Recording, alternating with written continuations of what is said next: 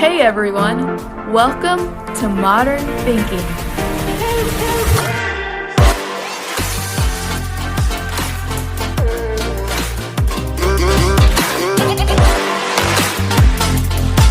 Welcome to Modern Thinking. The purpose of our channel is to provide simple to understand content that breaks down each topic and helps you understand the concept rather than just understanding the definition behind each term.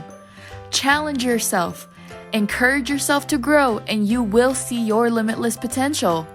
With that, let's get started.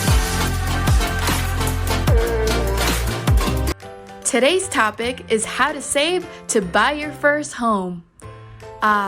Sweet home ownership. This meaningful milestone is an important goal for many as it can signify an important step in someone's life. Studies say that over 70% of Americans actually have made owning a home one of their top priorities. So here's a question for you.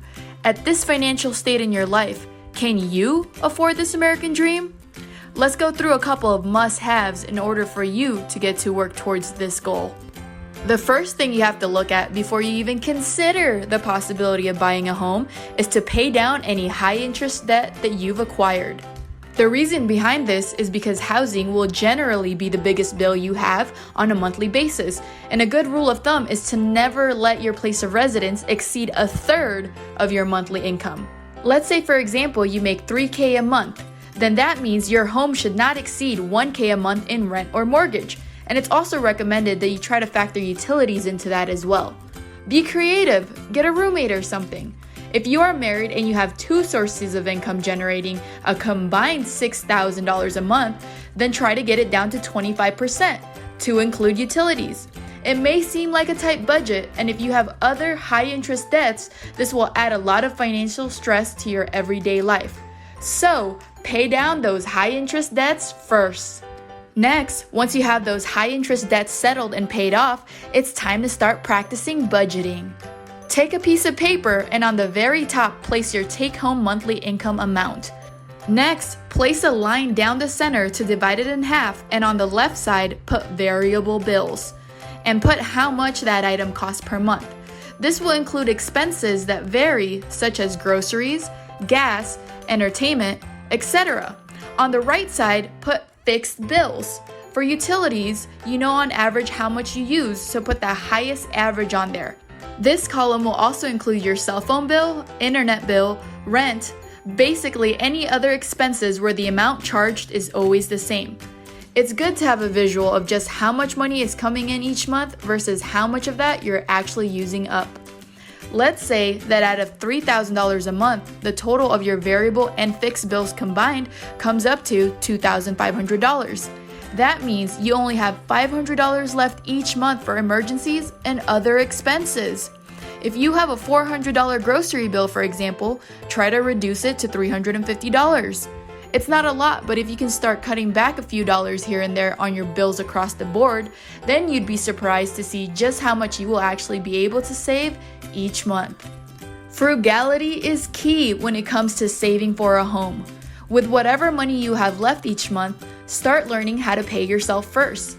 If once you've done your debt to income ratio and know that every month you will have $500 left, then take at least 50% of that and pay yourself, as if you're paying a fixed bill that requires a consistent payment.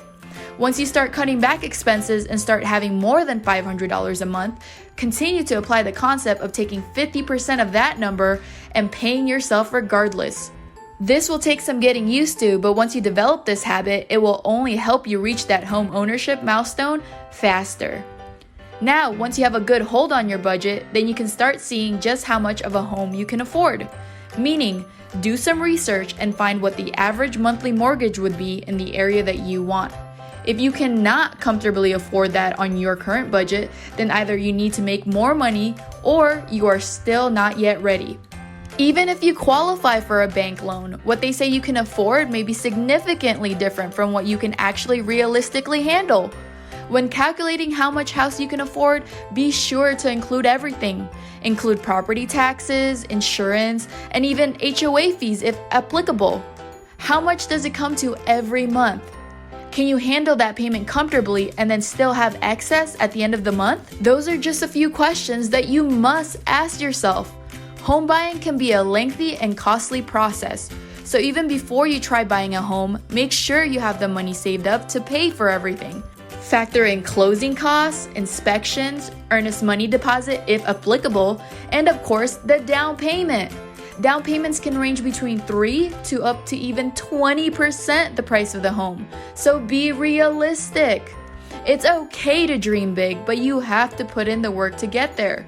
Remember, everything comes with a price, so if you can't or don't want to incorporate delayed gratification into your life, then it will be a difficult challenge to overcome. Ultimately, your biggest challenge is overcoming the disbeliefs you have of yourself. Take the word no out of your vocabulary and replace it with not right now.